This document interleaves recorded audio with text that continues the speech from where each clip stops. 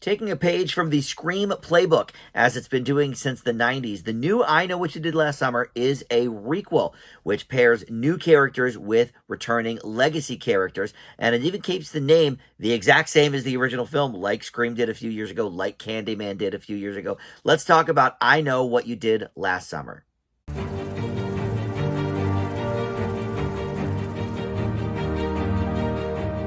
Guys, Dan here. This is Dan Reviews It. Welcome to my spoiler-free review for the new I Know What You Did Last Summer, the 2025 edition. And yes, this follows basically in the footsteps of what Scream was doing a couple of years ago. I think they invented the term requel. I'm not sure, but they certainly explained what it was. And that is a reboot slash sequel. So this is definitely a straight-ahead sequel. It follows along in the timeline of at least those first two Last Summer movies. The direct-to-video sequel, I think, is largely forgotten. But Scream did the same thing. It was a sequel, but we had a reboot feel to it as well because it focuses on these new characters. And yes, we have the legacy characters there explaining, oh, yes, you know, back in my day, this is how we dealt with, you know, in Scream's case, Ghostface, and in this case, you know, the fisherman hook killer. So I've never seen any of these movies until last week. I saw the first Last Summer movie, and I just basically because, well, I figured if I'm going to see this, I knew Freddie Prinze Jr. and Jennifer Love Hewitt were returning, so I knew it was going to be a sequel of sorts, so let's watch that first one. I didn't care for it. Grade-wise, I give the original I Know What You Did Last Summer a D+. I thought it had a good concept. I liked the start of it, but as it went on, you know, the kills became more and more uninspired. I thought the dialogue was kind of corny. The actors just aren't that great. I mean, Freddie Prinze Jr. is no Matthew Lillard. I know they all appeared in Scooby-Doo together. But so I was very disappointed, especially since I love Scream. It's one of my favorites of all time. I mean, it's certainly one of my favorite horror movies. And so, you know, coming off the heels of that, yes, I get it. They wanted to sort of jump on that train. They had someone from Party of Five. In Scream's case, it was Neve Campbell. In Know What You Did Last Summer's case, it was Jennifer Love Hewitt. So that was, you know, a hot teen show at the time. And you had Kevin Williamson, who wrote I Know What You Did Last Summer. And he, of course, was involved in Scream as well. So a lot of similarities there, but a much, much worse film, in my opinion. So now we get to the new version, and we're going to talk about that in just a second. First, though, let me welcome you back to Dan Reviews It. If you are a subscriber already, thank you so much for that. I love it when you guys return to check out my content. But if you are not, please consider subscribing. Click that notification bell, and you can get the alerts for all my new videos. And, of course, just liking this video, commenting below. That stuff helps the channel out tremendously.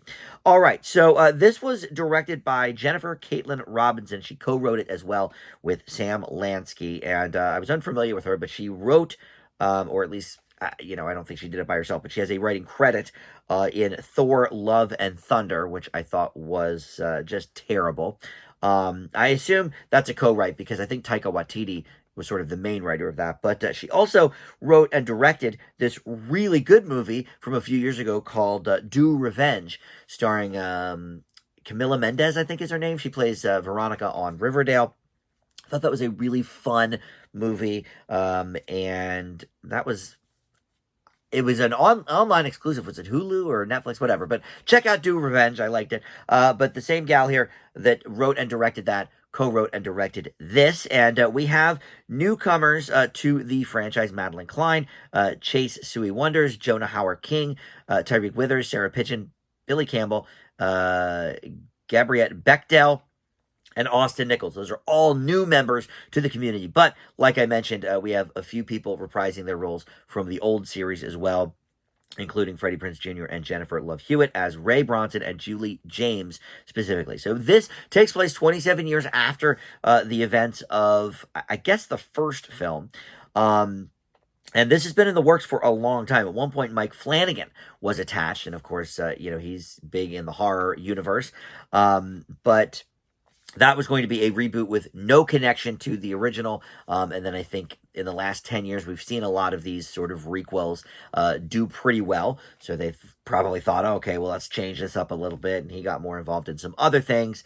And there was going to be a TV adaptation of this movie at one point. So, you know, this kicking around bringing back the Last Summer franchise has been around for a while. But finally, this made it happen. And of course, we're on the 4th of July again. And we have Ava Brooks, who is played by Chase Sui Wonders.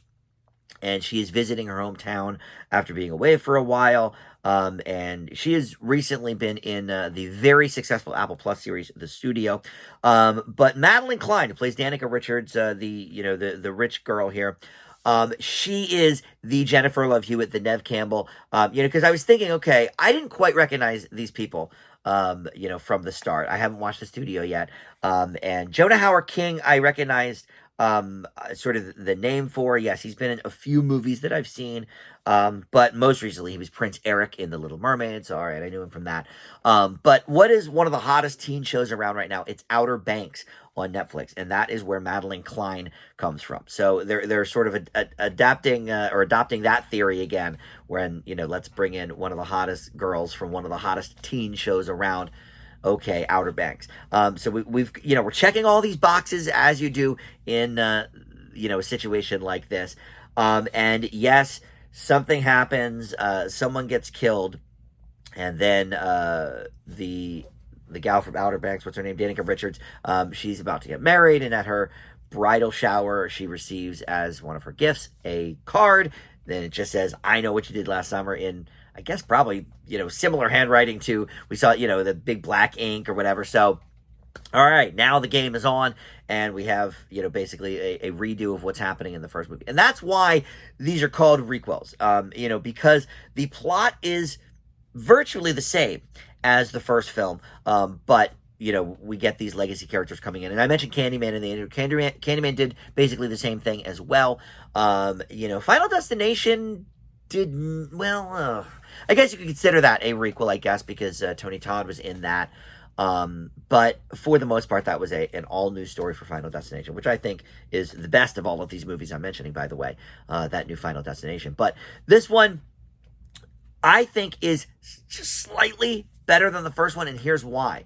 This one actually takes the reverse course of that original 1997 film. I thought that started out well, good premise, even though the acting was terrible and all of this, but it got worse as it went along. This, I actually think the last half hour, 40 minutes, the third act, is far and away the best part of the movie. And surprise, surprise, that's the part that involves the most characters, or the characters from the original are involved the most. I think they get the most screen time in that last portion.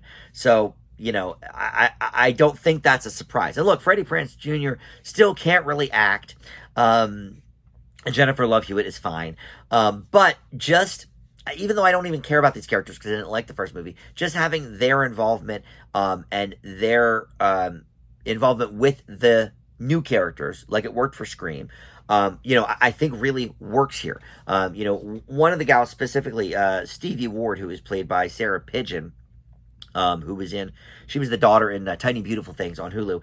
But again, she was in a popular teen drama called The Wilds for a couple of years. But she works for the Ray character. So, that's her connection with Freddie Prinze Jr., and that's how he connects. Julie James, they actually have to seek out once they're realizing that this is sort of a repeat of what happened in the 90s. So that's how the two of them get involved. But we learn a little bit about their history post that first movie too, Ray and Julie. So that was, kind of interesting. But as this movie went along, it got more intriguing because the first half is just such a basic redo of that first movie, which I didn't like. So, we're following along, and a lot of things weren't making sense either in that first part of the movie, between events that never would have happened in reality.